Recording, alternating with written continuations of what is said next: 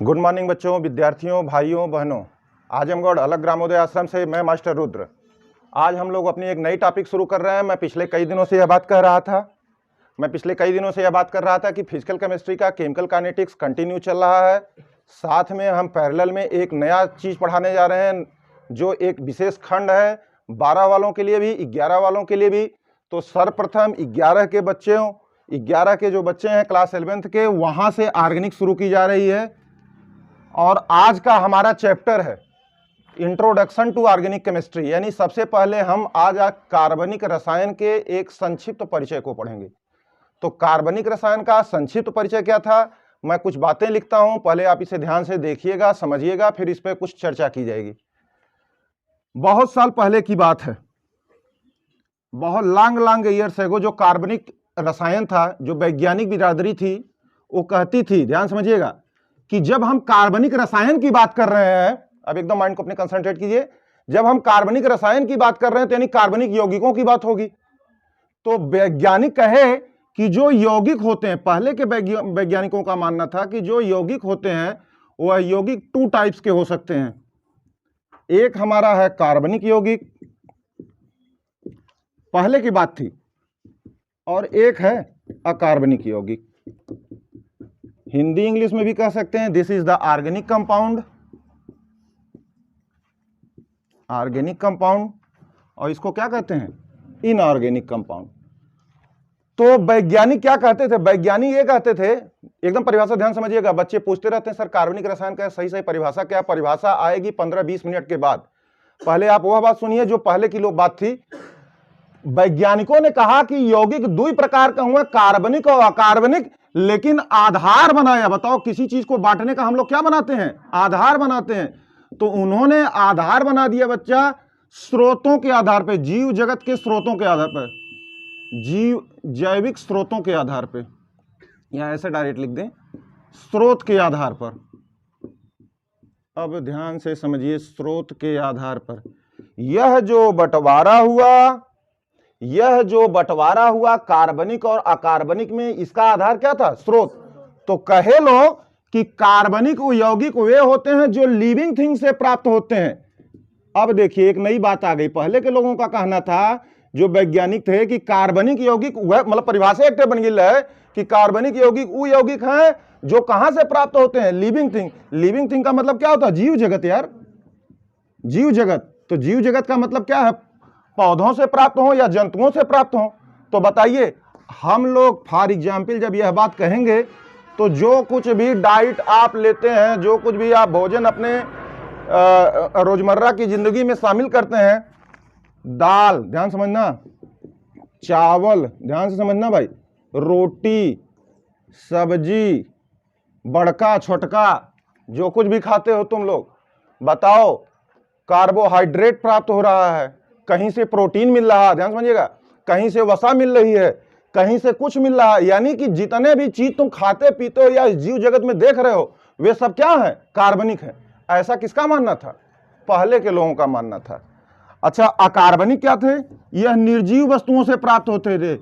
निर्जीव वस्तुओं से प्राप्त होने वाली सामानों को क्या कहा जाता था, वे सब अकार्बनिक है। जैसे बताओ भैया, नमक, जैसे हो गया पानी, जैसे बच्चे जानते हैं रेह, जैसे बच्चे जानते हैं खाने वाला सोडा। अरे बताओ, ये सब कैसे यौगिक हैं, बताओ, इसमें से कोई जंतु जगत या पौधों से प्राप्त हो रहा है। आप जो कुछ भी खाते पीते हैं बाबू, जो कुछ भी आप लेते हैं, जो जीव जगत से प्राप्त हो रहा है, बस इतना मैटर है कि जो जीव जगत से प्राप्त हो रहा है। जीव जगत का मतलब चाहे पौधा से प्राप्त हो चाहे जंतुओं से। अरे यही ना मतलब हुआ, क्योंकि भाई बायोलॉजी का मतलब जीव विज्ञान, और जीव विज्ञान के कई भाग में बांटल गया है, एक थे जंतु विज्ञान में, एक थे वनस्पति विज्ञान में। तो वही तो पूरा जीव जगत हुआ। तो जब कोई जीव जगत की बात कर रहा है तो बच्चे को खुद समझना चाहिए कि यहाँ पे पौधों के बारे में बात हो रही है और जंतुओं के। तो बताओ, यहां से सब कुछ बताओ, सोयाबीन हो गया, दाल हो गया, दाल से प्रोटीन मिल रहा है, तो पौधा से मिल रहा है ना। और भी कहीं से प्रोटीन का कोई ऐसा स्रोत जो अकार्बनिक हो और आपको प्रोटीन मिल रहा हो, नहीं नहीं नहीं। तो ये जो परिभाषा थी, यह थी सही, यह आज भी वाइटल सत्य है, आज भी इसकी प्रासंगिकता है। लेकिन हुआ क्या, आप इसको नोट करेंगे अभी, लेकिन हुआ क्या कि यह विचारधारा के एक वैज्ञानिक आया जिसका नाम था बर्जीलियस। उसने इस विचारधारा जो चल रही थी उसको बल दिया। उसने कहा हाँ जो तुम लोग कह रहे हो सही कह रहे हो। क्या कह रहे हो कि जवन बतिया यहां लिखल है, का बतिया लिखी है कि कार्बनिक यौगिक वे यौगिक होते हैं जो जीव जगत से प्राप्त होते हैं, अकार्बनिक यौगिक वे होते हैं जो निर्जीव जगत से प्राप्त होते हैं। उदाहरण समझ गई ना? तो मैंने कहा कि ये सारी बातें तो हो ही रही थी, लेकिन एक महान वैज्ञानिक था जिसका नाम बर्जीलियस था, उसने आकर के इसमें मजबूती बल दे दिया कि हाँ ये जो बात कही जा रही है वो सब क्या कही जा रही है, सही कही जा रही है। तो आप इसको फट दे नोट कर लीजिए यहां से यहां तक, फिर आगे पढ़ते हैं भाई।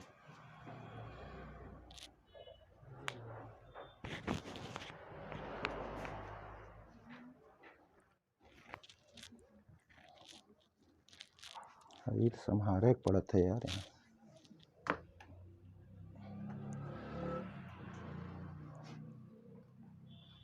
ठीक, फिट है, थोड़ा स्पीड बनाइए आप लोग, स्पीड बनाइए। हम लोग यहाँ पे जो कुछ भी पढ़ें स्पीड से पढ़ें और समझ करके पढ़ें, और पढ़ाने की स्पीड भी हमारी फास्ट नहीं रहेगी। हम चाहते हैं कि बच्चे एकदम प्रासंगिकता के साथ एकदम बेसिक सिस्टम से पढ़ें।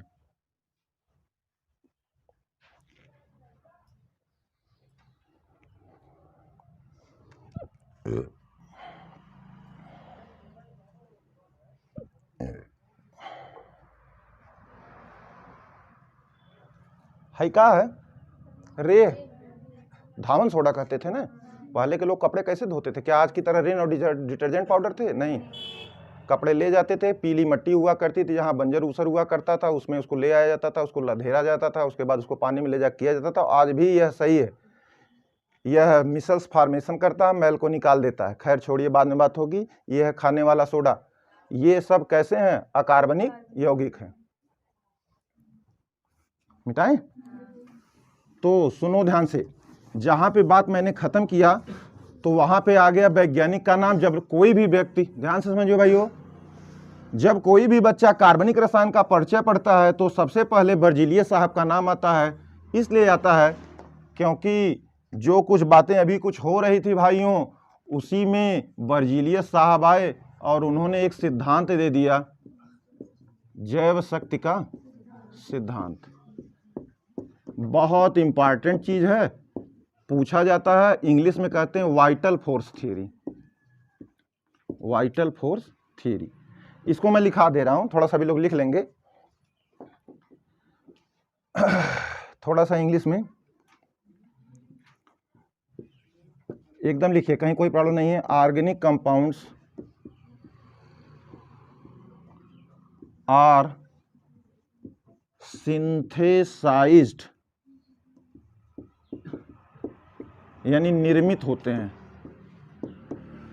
निर्मित होते हैं। लिख दे रहा हूं हिंदी इंग्लिश में। Organic compounds are synthesised only by living organism. इसको उतारिए, हिंदी में भी इसको कन्वर्ट कर दे रहा हूं। Only by living organism by a mysterious force, इसको भी लिख लेना, रहस्यमयी बल। क्या बात है, रहस्यमयी बल। यहां तक तो पहले बात हुई। जैव शक्ति सिद्धांत में बर्जीलियस साहब आए, यहां पे बढ़िया से इनका नाम भी लिख लीजिएगा, बर्जीलियस का सिद्धांत है, बर्जीलियस।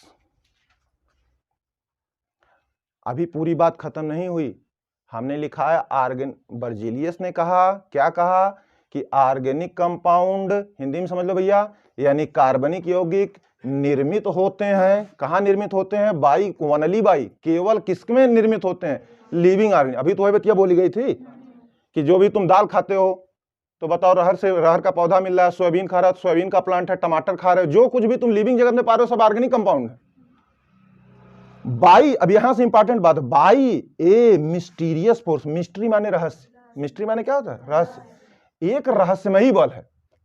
देखिए कितना मतलब बड़ी बात कह दी गई, कहे गई मतलब एक रहस्यमयी बल हुआ, बल का पता ना लगत है, यह नाते ना लगत है कि लिविंग ऑर्गेनिज्म में एक ऐसा रहस्यमयी बल है कि वह ऑर्गेनिक कंपाउंड पैदा करता है। तो इस रहस्यमयी बल की बात पता नहीं लगी तो इन्होंने डायरेक्ट एक बात आगे बढ़ा दी, सो इसलिए organic compound OC can not नहीं बनाए जा सकते, can not B farmed in lab. Hindi में भी लिख लेना भी, इसलिए ऑर्गेनिक कंपाउंड को नहीं बनाया जा सकता है किसमें, प्रयोगशाला में। अभी एक लाइन में हिंदी में लिख लेंगे, पहले लिख लीजिए इंग्लिश में। Organic compounds are synthesised only by the living organism by a mysterious process, so organic compound can not be formed in lab. इसलिए प्रयोगशाला में किसी भी कार्बनिक यौगिक का निर्माण नहीं हो सकता है, ऐसा बर्जीलियस ने कहा। तो बताओ, जो पहले के लोग सोचते थे उसको बल मिला कि नहीं? वही बतिया तो वही कहे जो पहले के 200-300 साल पहले लोग कह रहे थे कि ऐसा ऐसा है, तो वही बात आके बर्जीलियस एक बढ़िया वैज्ञानिक, तो उन्होंने कहा कि हाँ मैं एक सिद्धांत दे दिए। कौन सिद्धांत था? हाई देखो, वाइटल मतलब जो एकदम अनंत है, व्याप्त है, मतलब एक ऐसा रहस्यमयी बल है कि जेकर पता हम नहीं लगा पावत हैं, और जब हम नहीं लगा पाएंगे तो क्या हम प्रयोगशाला बना पाएंगे? अरे हम मनुष्य हैं ना, तो इसका मतलब मनुष्य कार्बनिक यौगिकों को प्रयोगशाला में नहीं बना सकता। ये किसने कहा था? बर्जीलियस ने कहा था कि मनुष्य नहीं बना सकता है। क्यों नहीं बना सकता है? क्योंकि जौन ऑर्गेनिक कंपाउंड हो ना, जौन बने ना लिविंग ऑर्गेनिज्म, वो कैसे बने ना, कौन एक बल रहा। तुम तो 15-50 बल ग्रेविटेशनल बल जानते हो, न्यूटन का बल जानते हो, लेकिन उस समय बल की पता नहीं था। तो थोड़ी सी हिंदी में लिख लीजिए थोड़ी सी हिंदी में लिख लीजिए। कार्बनिक यौगिकों का निर्माण केवल जीव जगत में होता है। कार्बनिक यौगिकों का निर्माण केवल जीव जगत में रहस्यमयी बल द्वारा होता है।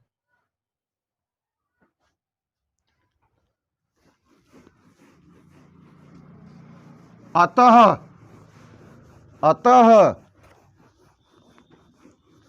कार्बनिक यौगिकों का निर्माण प्रयोगशाला में नहीं हो सकता।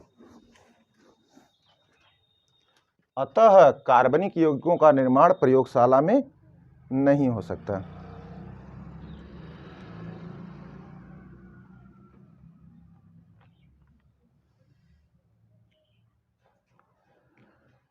अच्छा, जब तक ये बात हो रही थी, ध्यान समझिएगा, जब ये बात हो रही थी, कौन सी बात हो रही थी? बर्जीलियस के जैव शक सिद्धांत की चर्चा चल रही थी वैज्ञानिकों में। तभी एक नया वैज्ञानिक आया, 1828 की बात है, 1809 की बात थी, 15-20 साल बीता होगा। ध्यान समझिएगा, एक नया वैज्ञानिक आ गया जिसका नाम था फ्रेडरिक होहलर। फ्रेडरिक होहलर, ऐसे ही शायद लिखा जाता है, ठीक है, जैसे भी लिखा जाता हो, फ्रेडरिक होहलर। ध्यान से समझिए क्या किया। जब ये बात चल ही रही थी, तभी एक बात हुई, NH4 अमोनियम साइनेट नाम का एक यौगिक था, फ्रेडरिक होहलर ने उसको हीट कर दिया। ये डेल्टा का जो निशान होता है केमिस्ट्री में बाबू, लोग उसको क्या कहते हैं? गर्म करना। तो बन गया एक यौगिक NH2 का ट्वाइस CO, जिसका रीअरेंजमेंट हो गया, पुनर्व्यवस्था, नहीं समझे, पुनर्व्यवस्था। तो बन गया NH2CO, NH2 ईथा यूरिया। और प्रयोगशाला में प्रथम निर्माण होने वाला यौगिक कौन था? प्रयोगशाला में बात समझिए पूरी क्या थी? प्रथम निर्मित क्या था? कार्बनिक यौगिक। अरे यह बतियात कहल जाती रहे कि कार्बनिक यौगिकों को प्रयोगशाला में नहीं बनाया जा सकता, लेकिन फ्रेडरिक होहलर आया, अमोनियम साइनेट का एक यौगिक था, अमोनियम साइनेट को हीट किया, जैसा भी बात रही हो, ये बना, तो देखा गया अरे तो कार्बनिक यौगिक है। तो urea was the first compound which was synthesised in the laboratory by the Friedrich Wohler. This is the very reason, यही वो कारण है बाबू लोगों कि फ्रेडरिक होहलर को फादर ऑफ ऑर्गेनिक केमिस्ट्री कहा जाता है, क्योंकि इन्होंने एक बहुत बड़ी बात दुनिया को दे दी कि कार्बनिक यौगिकों का निर्माण किसमें किया जा सकता है? कौनों रहस्यमयी बल की आवश्यकता नहीं है। तो अभी लिखिए, कुछ और बातें लिखाते हैं, ये लिख लीजिए। एक नाम लिख लिया लोगन, एक नाम है अमोनियम साइनेट, याद रखना चाहिए। ये reaction very important for those students who are from board, who will face the board exams. उनके लिए बहुत साधारण सी रिएक्शन। यूरिया का निर्माण पहली बार हुआ था, होहलर साहब ने किया था, अमोनियम साइनेट को गर्म किए थे, हाई पुनर्व्यवस्था अभिक्रिया होले, एक रिएक्शन अभी कुछ दिन के बाद तुम लोग पढ़ोगे, कई तरह के रिएक्शन पढ़ोगे, उसी में एक रिएक्शन रीअरेंजमेंट, पुनर्व्यवस्था।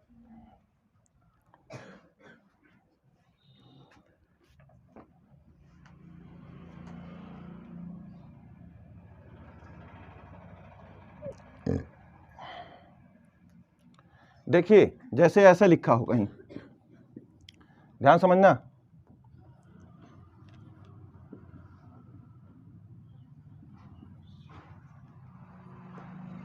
देखो थोड़ा सा ध्यान समझ लीजिए। वे उन बच्चों को समझा रहा हूं जिनके लिए ये बात कठिन होने वाले कि ई कौन नई बात लिख डाला पुनर्व्यवस्था अवस्था। बस आप ये समझिए कि पुनर्व्यवस्था का मतलब होला कि किस चीज़ों को व्यवस्थित कर देना। जैसे आप इन लोग हैं यहाँ पे एक व्यवस्था बनी हुई है, लड़कियां अलग हैं, लड़के अलग हैं, ठीक है ना। मैं चाहूँ तो एक नया रीअरेंजमेंट कर सकता हूँ कि लड़कों को इस साइड बैठा दूँ, लड़कियों को इस साइड बैठा दूँ, ऐसी भी तो व्यवस्था हो सकती है, या लड़के आगे हो जाएं, लड़कियाँ पीछे, मतलब। लेकिन उसका कुछ बेसिक उद्देश्य होना चाहिए इस करने का, इसके करने के पीछे कोई विशिष्ट कारण होना चाहिए तक जो समझ में। जैसे लिखल है हाई, ध्यान समझा लोगों, लिखल है CH2O, तो ध्यान से समझना भाइयों, पुनर्व्यवस्था की आवश्यकता काहे पड़ी। पुनर्व्यवस्था का आवश्यकता यह ना पड़ल कि जो जिस जाति का है उसकी जाति का जो क्रियात्मक समूह है वह मालूम होना चाहिए। जे जौने जात का, जैसे बच्चे अभी तो नहीं जानते हैं सर ये कौन से होते, हम लोग जब क्रियात्मक समूह पढ़ेंगे तो उसमें पढ़ेंगे कोई एल्केन है, कोई एल्कीन है, कोई एल्काइन है, एल्कोहल, एल्डिहाइड है, कीटोन है, अम्ल है, कई लोग हैं ना। तो कोई भी कार्बनिक यौगिक लिखा हो तो तुमको क्या करना पड़ेगा कि तुमको यह दिखाना पड़ेगा कि ओकरे अंत में कौन क्रियात्मक समूह, तभी तो पहचान पाओगे कौन जात का है। जैसे यहाँ कुछ जानिए ना पावत है कि H4CO का ही भैया समझिए ना है, H4CO माने यानी एक कुछ व्यवस्था हमें करेक्ट पड़ी, इसकी क्या करनी पड़ेगी, कुछ व्यवस्था करनी पड़ेगी। देख हेत्र में व्यवस्था कर देते हैं, अगर हमें हेत्र लिख देंगे कि हाई C हो गया, दिख रहा है इसमें, ये हो गया, ये हो गया, ये हो गया, तो मुझे लगता है कुछ दिखने लग गया लोगों को। क्यों नहीं दिखने लगा, अरे यह तो ये अल्कोहल मेथनॉल जहरीली शराब बन गई है। तो बताओ H4 थे, 3 1 4 और ऑक्सीजन एक रहे, कार्बन एक रहे, लेकिन लिखने की व्यवस्था ऐसा रहे कि कोई समझ ही नहीं पा रहा था कि आप लिखे क्या है। अरे भाई H4CO माने का होला, लौकावे ना करी का है। लेकिन इसी को मैंने क्या कर दिया, पुनर्व्यवस्था। क्या किया, कुछ नहीं चेंज किया, बस रीअरेंजमेंट कर दिया। हाई लिखल है CH2O, CH2O में यह ना समझ में आवता है कि हमें CH2 कैसे, मतलब भैया अरे सबसे छोटा अगर कोनो एल्किल होला तो मेथिल होला, CH2 तो कोनो प्रश्न नहीं है। तो बताओ CH2 में लिखा हूं, इसका मतलब O भी लिखा हूं। अच्छा O नाम का कोनो अभिन्न क्रियात्मक समूह है नहीं, ईथर वाले की बात छोड़ दीजिए, ROR होता वहां पर। तो जब यहां कुछ दिख नहीं रहा तो बच्चे को कुछ करना पड़ेगा, स्वयं से अपनी बुद्धि से करिए कि अगर एक ठे चेहर कह के एक ठे CH2 है तो लिख दी तो हमें लगा था फॉर्मल्डिहाइड प्राप्त हो गया, यानी ये एक अब व्यवस्था समझ में आवे लगल कि ई कोनो व्यवस्था ना रहा, लेकिन ये भी कोई व्यवस्था नहीं थी, लेकिन ये व्यवस्था दिख रही है, समझ में आ रही कि कौन क्या है। तो वही बात हुआ और यूरिया का निर्माण हुआ। काफी इंपॉर्टेंट रिएक्शन थी, इतना लिख लिए हैं तो नीचे लिख लीजिए। इसीलिए फ्रेडरिक होहलर को ऑर्गेनिक कार्बनिक रसायन का पिता कहा जाता है। इसीलिए फ्रेडरिक होहलर को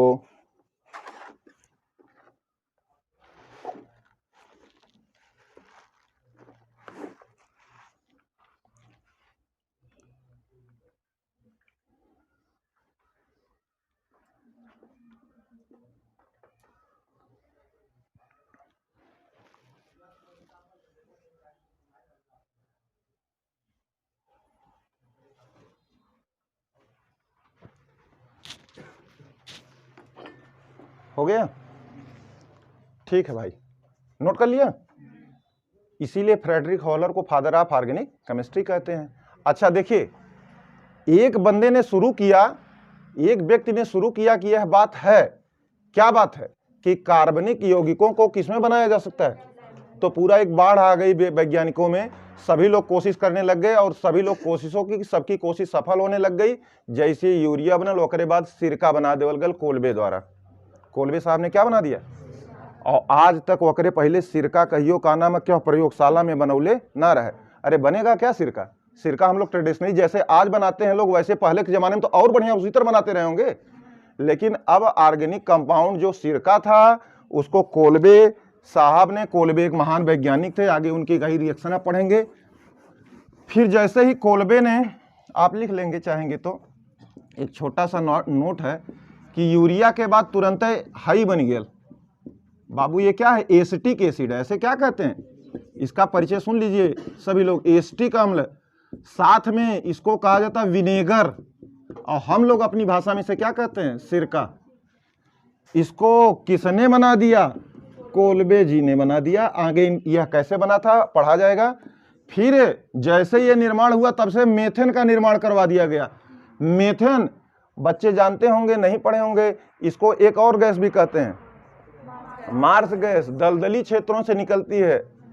और आपको ये भी बताया गया था कि जो कोयला की खदानें हैं वहाँ पे बीड़ी सिगरेट पीना, धूम्रपान करना एकदम सख्ती से वर्जित है।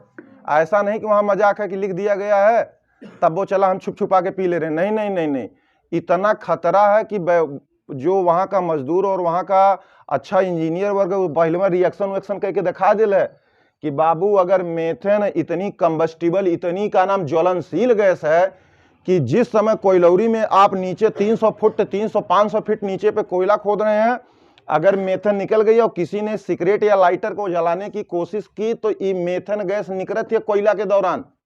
और कब निकल रही है? यह प्रायः नहीं निकलती है। जब एल्युमिनियम कार्बाइड की चट्टानें पानी से मिलती हैं तो मेथेन गैस पैदा होती है, और मेथेन गैस जैसे ही कोई बीड़ी सिगरेट जलाता है तुरंत पूरी पूरी खदान उड़ जाती है। ये मेथेन जो मार्स गैस थी इसका भी निर्माण बर्थहोल्ट ने कर दिया। तो हम केवल यह बताना चाहते हैं, चूंकि हम लोग ये सब इंपॉर्टेंट तो नहीं है खैर, लेकिन यह बताना चाहते हैं कि कार्बनिक यौगिकों के निर्माण की जो बात बहुत साल पहले बताई जा रही थी वह सारी बातें धीरे धीरे क्या हो रही थी? खत्म हो रही थी, गलत साबित हो रही थी, और ये बातें हो गई। इतना नोट कर लीजिए, फिर कुछ आगे बढ़ते हैं।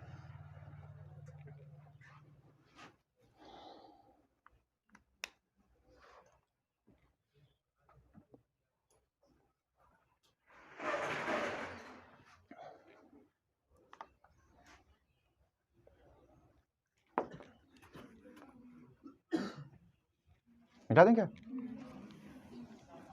अच्छा, जो ये यूरिया बना, ध्यान समझ लीजिए, जो ये यूरिया बना, थोड़ा एक बात बता दे रहे हैं ऐसे, स्पेशली आप चलिए थोड़ा सा ऐसे रिमार्क कर लें, थोड़ा कॉपी किताब में अच्छी लगे। देखो, यूरिनेशन के आधार पर, यानी मूत्र निकलने के आधार पर जानवरों को 3 भागों में बांटा गया है। मूत्र विसर्जन के आधार पर किसी भी जानवरों को, इस जीव जगत में जानवरों को 3 प्रकार के में बांटा गया है, यानी 3 प्रकार के मूत्र पैदा करते हैं जंतु। एक होते हैं अमोनोटेलिक, सुनो ध्यान से, अमोनोटेलिक यानी ये ऐसे जीव जगत जो बहुत ज्यादा पानी में रहते हैं, वे अमोनिया निकालते हैं अपने पेशाब में, तो अमोनिया गैस निकालते हैं। क्या निकालते हैं? Ammonia, ammonotelic. जो लोग, ध्यान समझना, हमने कहा है कि अपने मूत्र विसर्जन में अमोनिया निकालते हैं। कौन लोग निकालते हैं? ऐसे यार समझ लो ना, जो जलचर हैं। क्या है? जलचर, यानी जिनके पास पानी का हमेशा कोनो कमी नहीं है। अच्छा, ध्यान समझना, वे लोग जो मध्यम हैं, जो लोग मध्यम हैं, यानी न ज्यादा पानी पीते हैं न कम पानी पीते हैं, जैसे हम मनुष्य, ढेर सारे जंतु जानवर, वे लोग अपने मूत्र में यूरिया निकालते हैं। क्या निकालते हैं? यूरिया। मूत्र विसर्जन में यूरिया निकलती है, ठीक है ना। हाँ, पेशाब का जो पंजेंट नेचर होता है, यानी कि एक विशिष्ट महक जो होती है, जो फिनाल की गोलियां, हॉस्पिटल में नहीं देखे जहाँ टॉयलेट रहती है वहाँ फिनाल की सफ़ेद सफ़ेद गोलियां रहती हैं बदबू को ख़त्म करने के लिए, तो वह किसकी बदबू आती है? यूरियोटेलिक होते हैं। और एक, ये तो मान लीजिए ये हो गए, और एक होते हैं जो पानी की एकदम स्कार्सिटी में रहते हैं, यूरिकोटेलिक कहते हैं बाबू। यूरिकोटेलिक यानी जिनको पानी की बहुत कमी, देख पानी की कमी, अभी आप नोट करिए, ये थोड़े बायो के मैटर हैं। पानी की कमी, तो जब पानी की कमी, तो जो निकालेगा अपने मूत्र विसर्जन में, वह निकालता है यूरिक अम्ल। क्या निकालता है? बात नहीं करो यार, समझ लो, फिर नहीं समझाने का मौका मिलेगा। जो खूब पानी में न रहता है, जो खूब पानी में रह रहा है अमोनिया निकालता है। जो मध्यम में है, जैसे हम लोग हैं, न ज़्यादा पानी की बात है न बहुत कम पानी की बात है, हम लोग अमोनिया यूरिया निकालते हैं, यूरियोटेलिक होते हैं। और जिनके पास पानी की बहुत कमी, जो पानी वानी पे बहुत ज़्यादा नहीं पीते हैं, जैसे पक्षियाँ, जैसे पक्षी, पक्षी कितना पानी पीता है, ठीक है ना, और कितनी बार पानी पीता है, ये बहुत ज्यादा मात्रा नहीं है। तो जो यूरिक एसिड यानी जो पक्षियों की बीट होती है, पक्षियों की जो बीट होती है सफेद सफेद रंग की नहीं होती है एकदम, वो तो पदार्थ होता, सॉलिड होता है यार। कहने को तो टॉयलेट कर रहे हैं लेकिन निकल क्या रहा है, सॉलिड। तो ये यूरिक एसिड है। फटाफट नोट करो, क्या देख रहे हो। जो अमोनिया का निर्माण हुआ वो नेचुरली हमारे का नाम यूरिनेशन के दौरान होता है।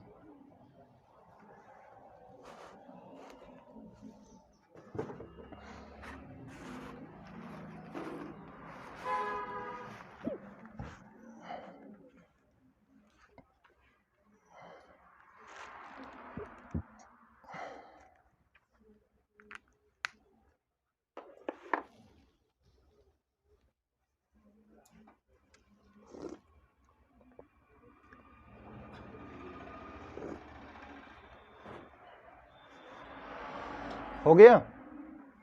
तो अब छोटी सी एक हेडिंग बना लीजिए। अब मैं बता सकता हूं कार्बनिक रसायन की परिभाषा, और आपसे भी जब कोई पूछेगा तो आप यही परिभाषा डिट्टो बताइएगा। परिभाषा वह चीज होती है जिसको उसी तरह से व्यक्त किया जाता है जैसे वह किताबों में लिखी होती है। तो ये बात अगर नोट कर लिए हो तो हेडिंग डाल लो बच्चा, कार्बनिक रसायन की परिभाषा।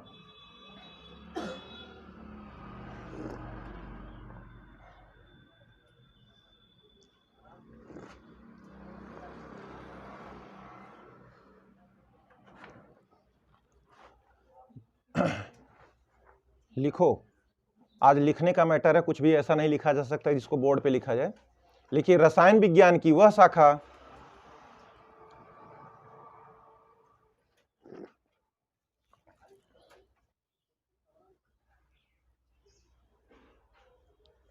रसायन विज्ञान की वह शाखा जिसके अंतर्गत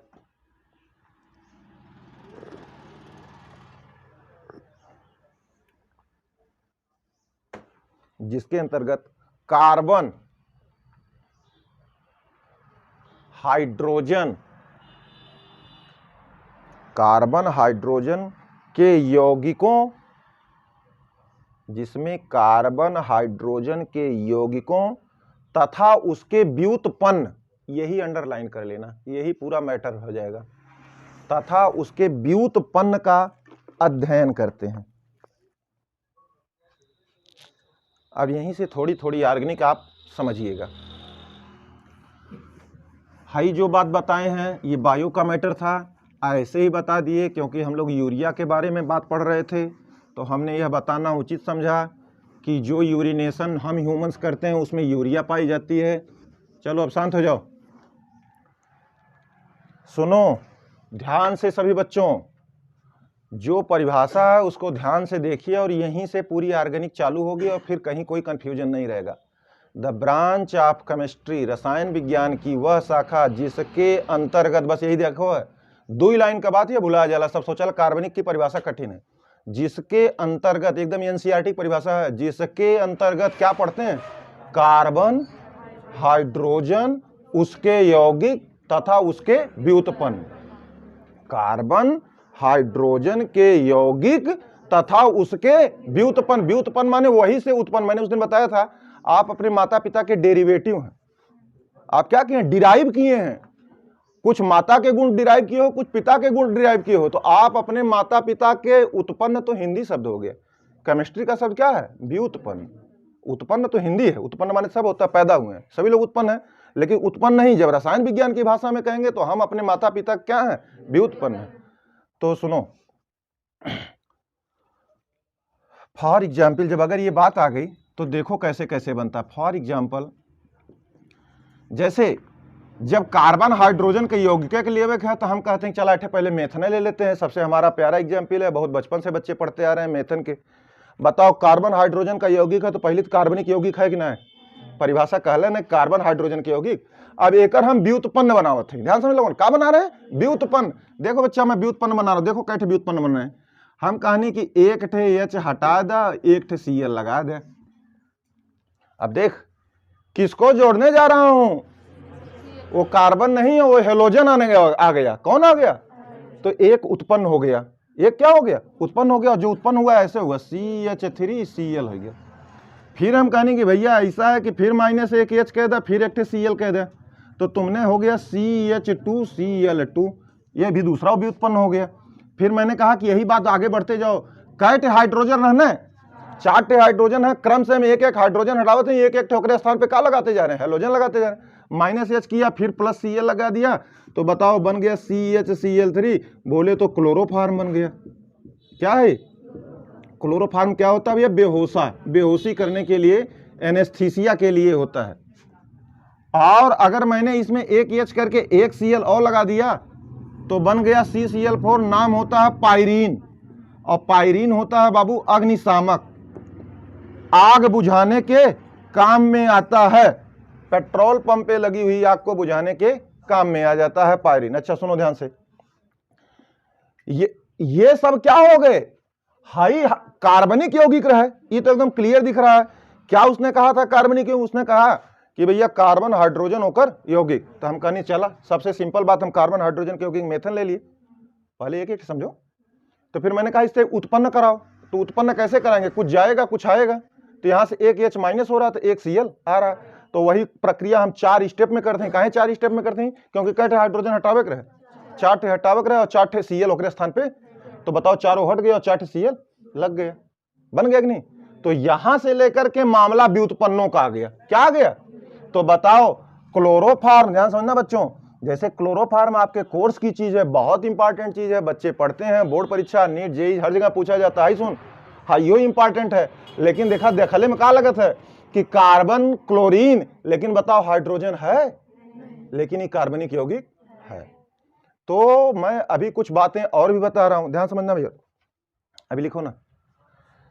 फिर एक बात और मैंने कहा, चलो ये तो पहली नोट बात हो गई, मैं कुछ और बात कह रहा हूं। हमने कहा कि चलो भैया CH4 था और यहां से मैंने कि 4 के चारों हाइड्रोजन हटाया, ध्यान समझना, और यकरे स्थान पे 4 ब्रोमीन लगा देनी। हम वह समझाना चाह रहे हैं कि बच्चे यह न कंफ्यूज रहे कि कार्बन टेट्राक्लोराइड तो कार्बनिक यौगिक का हाइड्रोजन कहां साहब है? अरे नहीं, अब हाइड्रोजन से कहां मतलब हो गया, अब तो ये उत्पन्न भयल वहीं से जहां हाइड्रोजन रहा है, वहीं से उत्पन्न आल कि अपने से है, कहां से आया? यहां से आया ना, तो ये उत्पन्न कर रहा है तो खत्म हो रहा है, और खत्म हो रहा है तो कोई पैदा हो रहा है। तो बताओ, जैसे यही बतिया कि हम हेत्र कह दें कि क्लोरीन का बात हटावा लोगन, CH4 मेथन के में 4 हाइड्रोजन है ना, चारों हाइड्रोजन के निकाल के 4 का लगा दें, तो हमारा तो प्रोडक्ट बन जाए CBr4। बताओ ये भी क्या है? कार्बनिक यौगिक है। क्या भैया? लेकिन क्या हाइड्रोजन दिख रहा है? तो हाँ, यहाँ पे हाइड्रोजन नहीं। तो अभी तो फिलहाल बात आप इतना नोट कीजिए, कुछ आगे बातें बढ़ रहे हैं, फटफट फटफट एकदम एकदम सन सन चला करो तुम लोग।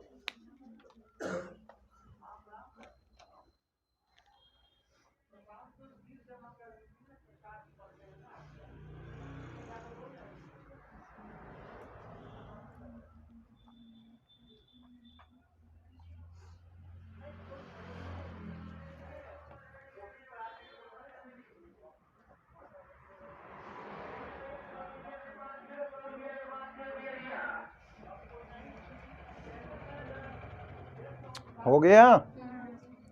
चलिए एकदम बढ़िया से नोट बनाइएगा। एक पहली बात हो गई, एक दूसरी बात लिख दिया, और बच्चे ध्यान से समझेंगे, बाद में इस कंफ्यूजन में नहीं रहेंगे कौन क्या। अच्छा चलिए ठीक है, और एक बात बता रहे हैं, जैसे इधर देखो भाई, तीसरा एक बात बता दे रहे हैं, जैसे मान लो फिर वही मेथने हम ले रहे हैं बार बार। अगर मैं ये कहूं इधर देख भाई, बात मत करा लोगन,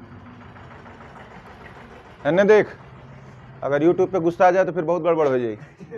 हाँ, CH4, अब हम फिर कहते हैं फिर हम उत्पन्न करवाने जा रहे हैं, तो फिर उत्पन्न करवाने रहे तो हर जगह हम प्रतिस्थापन अभिक्रिया भी करवा रहे हैं, रिएक्शन तो बहुत है, लेकिन हम यहाँ पे जो रिएक्शन अभी उत्पन्न करवा रहे हैं प्रतिस्थापन, यानी एक को हटा रहे हैं दूसरे को क्या कर रहे हैं? लगा रहे हैं।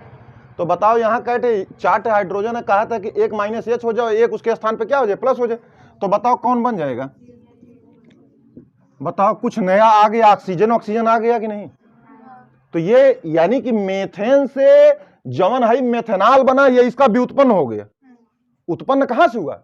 हुआ तो यहीं से। तो कार्बन हाइड्रोजन और उसके यौगिक तथा उसके व्युत्पन्नों का अध्ययन जिस विज्ञान में किया जाता है वही विज्ञान क्या होता है?